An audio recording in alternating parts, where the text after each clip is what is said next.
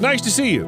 In order for our body to get a different shape of nose, a perfect chin, and pretty eyes, we'll need 1,000 years of evolution. Hopefully we'll get rid of these damn cuticles. Oh! Evolution! Please free us from these terrible things. So, for our body to change, it'll take tens of thousands of years. But some people don't really want to wait. And why wait when plastic surgery can always come to the aid? You can become anything, even a zombie. But what is the extent to which people are willing to go when it comes to body modifications? And where did it start? We'll get to the bottom of this. Watch the video until the end if you don't want to miss a lot of interesting things. Rhinoplasty is one of the most common cosmetic procedures in the world. It's believed that the first mention of rhinoplasty dates back to about 15th or even 16th century BC. Even back then, people wanted to change the way their noses looked. The Edwin Smith Papyrus contains quite a lot of useful medical information. This document, which may have been a guide for military surgery, describes 48 cases of injuries, fractures, wounds, dislocations, and tumors. But the problem is that it's written in hieratic, so you won't be able to decipher this valuable information. I think this here is about the nose. Or here. Or maybe here. Anyway, if you're an ancient Egyptian mummy, let us know. We can decode the text together. Overall, throughout the history of medicine, people have tried different methods to change the way they look. Take, for example, these pictures of World War I soldiers. At first glance, there's nothing unusual about them, but there's a little secret. The people depicted in the photo are known as broken faces.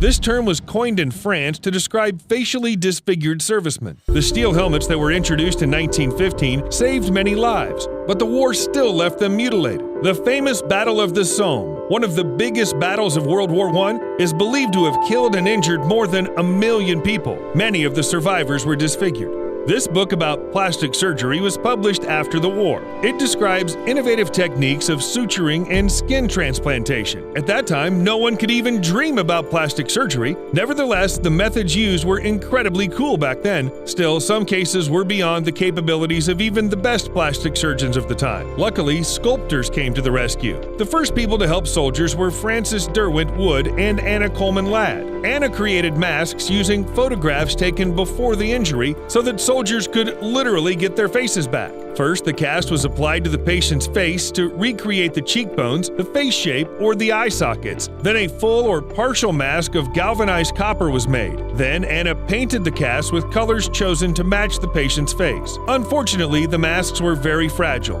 and cracked after a couple of years. It's believed that not a single facial prosthesis has survived to this day. After the end of World War I, scientists began to work on anesthetics. This made operations more and more painless, which means that they were now performed more often. Needless to say, eventually, such conditions led to the development of plastic surgery. In 2018, more than 20 million plastic surgeries were performed. In the US alone, $16.5 billion was spent on plastic surgery. This is more than the GDP of countries like Monaco or Somalia. And how many operations do you think were performed to save someone's life? Today, if you have money, you can completely redesign your face and body.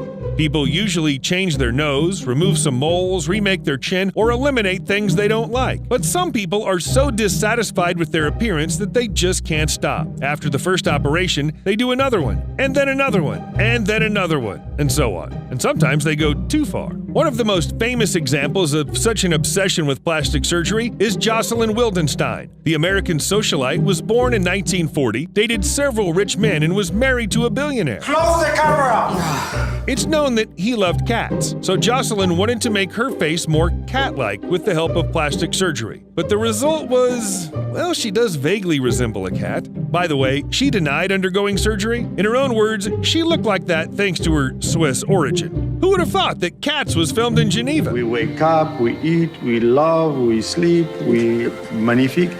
We're human. Normal. But plastic surgery isn't simply a hobby for people who don't know how to spend their money. Sometimes the obsessive desire to remake your own body is caused by a condition known as body dysmorphic disorder. Basically, a person with this disorder is always concerned about some features of their body. It's just like when you can't stop thinking that the legs of your chair are too long, for example, and you need to cut them down right now, and a little more, a little bit more. Nope, still not enough. Is it absurd? A little, but people with this disorder treat their bodies in a similar way. Sometimes being obsessed with your appearance can have terrible consequences. Some people are willing to undergo dozens of operations just to look, for example, like a cartoon character. In 2017, this girl, known as Sahar Tabar, shocked the world with her Instagram photos, and there was a pretty good reason for that. The Iranian blogger looked more like a character from Tim Burton's films than a living person. She looked like a zombie with huge lips.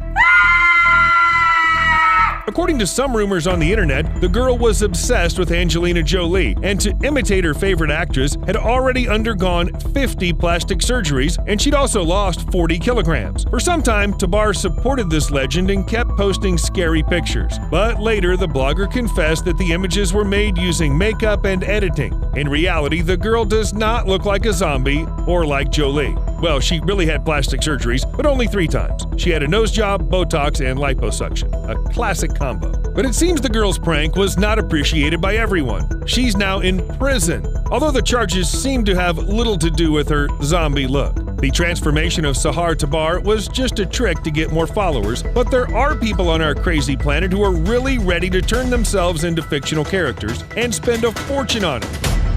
Herbert Chavez calls himself the biggest fan of Superman, and it's hard to argue with this statement. The guy has already undergone at least 26 painful operations to turn his face into an exact copy of his idol. Look, up in the sky. It's a bird. It's a plane! It's Superman. Superman! Superman! Superman! Superman! Chavez claims that Superman has been his obsession since he was about 4 years old. It was at this age that the guy watched his first Superman movie. Now his entire house is filled with Superman merchandise. So, we weren't kidding when we said he was obsessed. But despite having many surgeries, Chavez isn't satisfied yet. He also wants lenses to permanently change the color of his eyes to blue. In addition, the guy's planning to undergo a leg lengthening procedure, which is known to be one of the most painful plastic surgeries in the world. It's good that so far there's no procedure that would make a person fly. Otherwise, Chavez would be the first in line, and that's because he thinks he's Superman. And for him, the lack of wrinkles on his body is proof of that. What can we say? True Kryptonian logic? But what about elven magic? I will destroy you.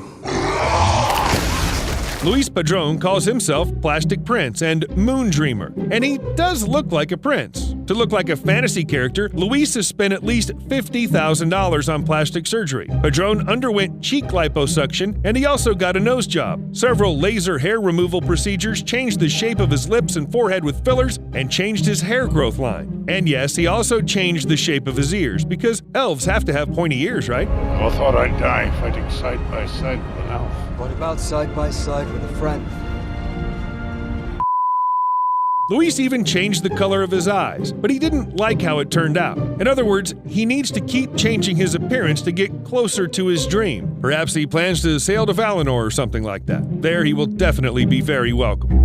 But all these transformations are really expensive. In addition, each operation is very risky. You can't just let your body be cut and wait for it to be happy. That's why some people try to get rid of the things they don't like using other methods. One of the best examples can be found in Beverly Hills. Here's the Basma Hamid Clinic. When this girl was 2 years old, an accident left her with severe burns on 40% of her face. She underwent more than 100 operations, but they couldn't restore the girl's normal appearance. Her skin color was still too different. And then Basma came up with her own way to fix this. It's basically a tattoo over the scars, which holds on long enough and allows people to feel more beautiful. And Basma's method is much cheaper than any procedure for whitening the scars. And yet, despite being less expensive and safer, not everyone will dare to undergo even such a procedure. Usually people with noticeable scars simply live with them. But Tim Steiner had a different idea. But his wasn't just a tattoo, he literally sold his back. No kidding. The tattoo on his back was made by Belgian artist Wim Delvoye, and the whole work took about 40 hours. As a result, Tim got a whole painting on his back, which was also signed by the artist. But the story doesn't end there. The work, called Tim, was sold for 150,000 euros to a German art dealer, Rick Reinking. Tim himself, as the bearer of the painting, received 1/3 of the sum. "My skin now belongs to Rick Reinking," he says. "My back is the canvas. I am the temporary frame. And yes, everything is exactly as you thought it would be. As part of the deal, when Tim dies, the skin on his back will be removed and turned into a painting." Hopefully this collector won't try to speed up the process. Well, in the meantime, Tim has to show his tattoo sitting topless in a gallery at least 3 times a year. He just sits and lets people look at his back. And when visitors to the gallery try to talk to him, Tim doesn't move and doesn't answer. He's just a canvas for a painting by a famous artist. People can change their bodies in many different ways. Some of them are shocking, some are mesmerizing. But how do you feel about body modifications? Tell us in the comments and give us a like, subscribe to our channel, click on the bell, and do everything you can to see our next episode. See you soon. All right, that's it for today. Bye.